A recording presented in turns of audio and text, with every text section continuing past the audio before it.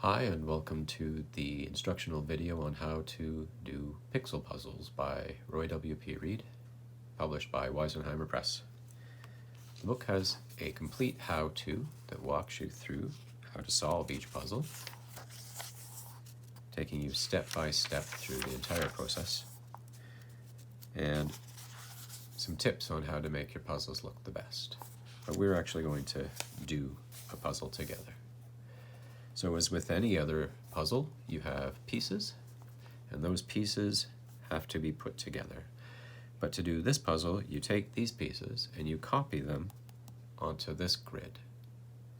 The grid is divided up into boxes, and each box has 9 little squares. Each puzzle piece is divided up into 9 little squares. The pieces are labeled with a letter and a number that match the letters and numbers on the grid. I'm going to use a nice sharp pencil because you want to get into the corners of each of those little squares. I wouldn't use crayon because they're too chunky and they won't give you a nice crisp edge. You can use pencil crayon. If you do, use one color for the whole picture, don't mix it up. Use a bright or dark color so that the picture stands out. Pink and yellow won't stand out. Don't use marker because marker will soak through to the other side and wreck that puzzle. So we're going to start here with C3. I find the C, go across to 3, and I want to make this box look like that piece. It has the bottom 2 corners and the very middle colored in. So I'm going to color in the bottom 2 corners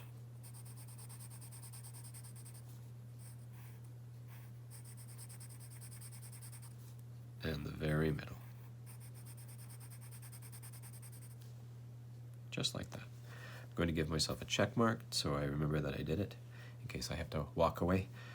D10, here's D, here's 10. The top left and the bottom middle are colored in. So D10, the top left 2 squares and the bottom middle.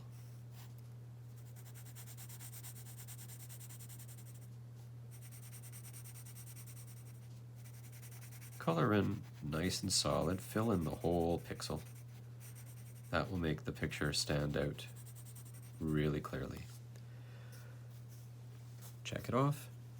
H1, here's H, here's 1. I don't have to go all the way up here, that's why the numbers are down here at the bottom.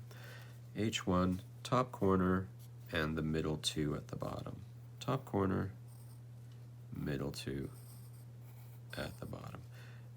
Don't color your puzzles like this. The picture will not stand out at all.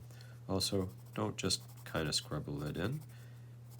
The picture won't look that great. Don't color outside of the box because now you're filling in boxes that don't need to be colored in. It's going to look blurry and a bit confusing.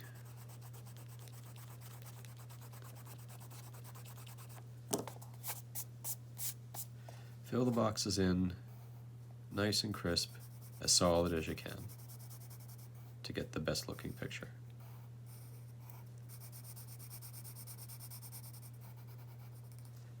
There we go. B8 has the entire top row and the entire bottom row filled in. If you look at each piece and try and find a pattern to it, D3, see how it's a diagonal going down from the right to the left? That will help you fill in your pieces without having to check back and forth one piece at a time. B8, here's 8, here's B, the entire top row, the entire bottom row.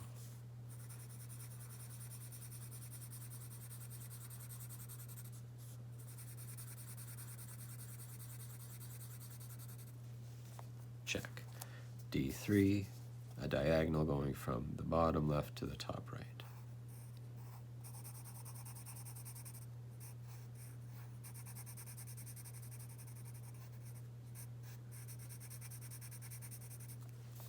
Check.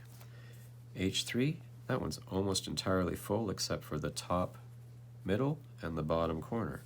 So here's H3, everything except for the top, middle, and the bottom corner gets colored.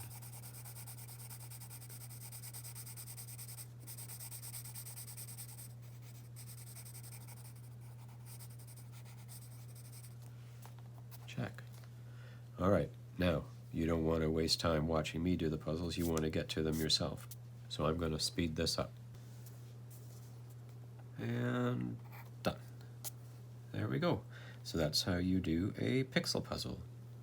There are 80 puzzles in the book, and there are complete solutions at the back, no peeking, that tell you what they're supposed to look like in case you made a mistake. So I hope you enjoy doing your pixel puzzles.